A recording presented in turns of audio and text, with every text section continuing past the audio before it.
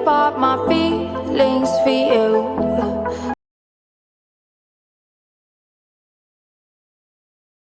La educación en Roma. Distinguiremos tres grandes periodos: periodo arcaico o tradicional, de adopción de la cultura helenástica y expansión de los ideales romanos en los pueblos bárbaros y conquistados más adelante en el continente europeo cristianizado. La educación va a experimentar una profunda evolución a lo largo de la historia de Roma, determinada en primer lugar por la influencia griega, que se produce desde el siglo III a.C., y en segundo lugar por la estrecha relación del sistema educativo con la sociedad del momento. El primero correspondía al siglo III a.C. al VIII, la monarquía y los primeros momentos de la República. El segundo al periodo comprendido entre los siglos III a.C. y II después de Cristo, y el tercero al Bajo Imperio. En el primer periodo, la educación se suscribe al ámbito familiar, involucrado especialmente al patriarcado. La educación en el hogar se extiende hasta los 17 años, cuando pasan la adolescencia. La madre será la encargada de los primeros momentos, hasta los 7 años. Desde esta edad quedará a cargo del pater, familias con quien acuden diversas actividades. A los 17 años adopta la toca viril e inicia una nueva fase educativa fuera de la familia, pero controlada por esta. El ejército y la política serán los directores que tomen a nuestro joven noble y tengan una enseñanza que correrá a cargo de algún conocido o amigo del pater. El sistema educativo se establecerá en tres niveles: elemental, secundario, a cargo del grammaticus, y superior, dirigido e impartida por los teóricos. Al nivel elemental se accede con los 7 años y se abandona con los 12, situándose en una escuela al foro.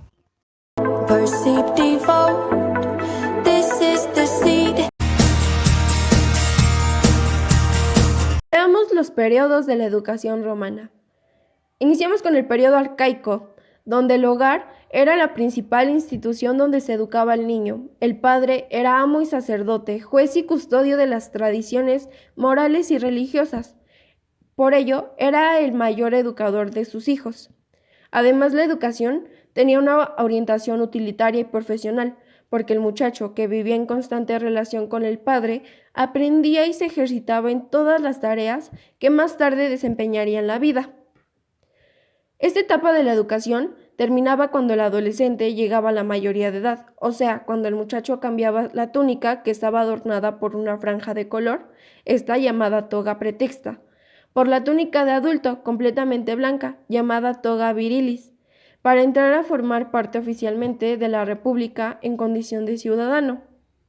El segundo periodo es de adaptación de la literatura griega. Aquí la educación romana arcaica se transforma alrededor del siglo II a.C.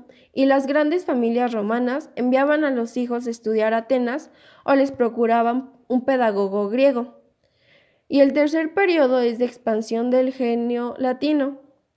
En este tercer momento de la educación romana se estaría señalando por la imposición en todos los países bárbaros de Europa las ideales de la cultura latina. Veamos un poco sobre las instituciones escolares. La primera era la Escuela de Primeras Letras. Cuando comenzó a notarse la influencia de la cultura griega, la figura del padre educador fue perdiendo la importancia e intervino en cambio el pedagogo, que enseñaba a leer, a escribir y a contar. Normalmente a las escuelas se les llamaba ludi, que proviene de la palabra ludus, que significa juego o diversión. Las escuelas elementales fueron numerosas, salvo raras excepciones, la mayoría de los niños concurría a ellas. El aprendizaje de la lectura comenzaba con el reconocimiento de las letras, seguía el de las sílabas y todas sus combinaciones y terminaba con el reconocimiento de las palabras aisladas. Escuela local. Las escuelas siempre fueron de carácter privado. Los padres y los amigos se presentaban en la escuela de improviso y asistían a las lecciones. Se pensaba que la presencia de extraños estimulaban a los niños. El maestro ocupaba un sillón, que se le conocía como cátedra. Los niños se sentaban en el suelo o sobre alguna piedra, rara vez en bancos. Algunas veces el maestro contaba con un ayudante. El material de enseñanza se reducía a algunas monedas o piedras para contar y algunos cuerpos geométricos. La escuela del gramático. El gramático se proponía instruir a los alumnos en el conocimiento del lenguaje, gramática y literatura, para que adquirieran facilidad de expresión. El programa era exclusivamente literario, con la particularidad de que frecuentemente el griego se enseñaba antes que el latín en antologías de autores como Homero y Esopo. La enseñanza media. El ciclo medio de la enseñanza, de 12 a 17 años, corría a cargo del grammaticus, que era el que enseñaba al niño la lengua y la literatura. Este proceso de aprendizaje también se solía impartir en escuelas a cambio de una cierta cantidad de dinero, o en las familias más acomodadas se encargaba a un esclavo que era muy cotizado. Lo normal era que en la escuela del grammaticus el alumno saliera sabiendo bien el latín y el griego, las dos lenguas de esa cultura. La enseñanza superior. La escuela del retórico. Un tipo de educación superior era la retórica o aprendizaje de la elocuencia. La enseñanza del rhetor latinus tenía por objeto comunicar el arte oratorio y formar al orador.